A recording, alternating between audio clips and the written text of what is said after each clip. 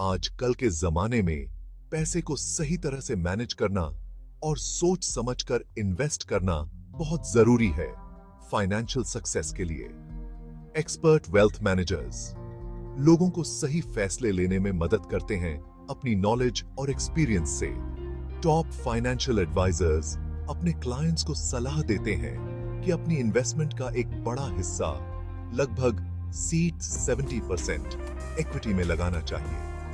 ऐसा इसलिए क्योंकि इक्विटी में रिस्क ज्यादा होता है, लेकिन लंबे समय में ये इन्फ्लेशन को बीट करके अच्छा रिटर्न दे सकता है। मान लीजिए किसी के पास इन्वेस्ट करने के लिए 20 लाख रुपए हैं।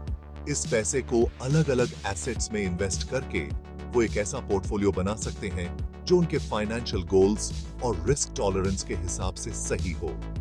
फाइनेंशियल एडवाइजर्स 60-70% इक्विटी एलोकेशन की सलाह देते हैं, तो इस हिसाब से 12 से 14 लाख रुपए इक्विटी में लगाए जा सकते हैं।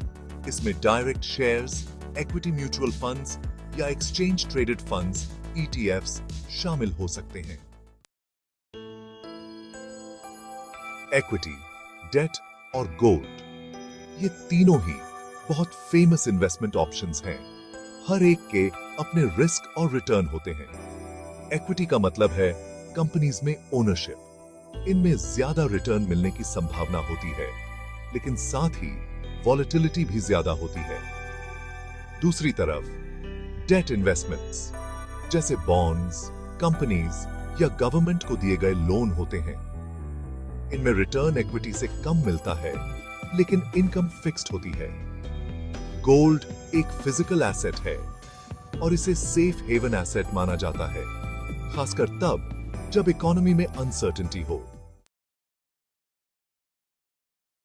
डाइवर्सिफिकेशन एक रिस्क मैनेजमेंट टेक्निक है जिसमें इन्वेस्टमेंट को अलग-अलग एसेट्स में फैलाया जाता है। अपने पोर्टफोलियो में अलग-अलग तरह के एसेट्स रखकर इन्वेस्टर्स किसी एक एसेट के खराब प्रदर्शन से होने वाले नुकसान को कम कर सकते हैं।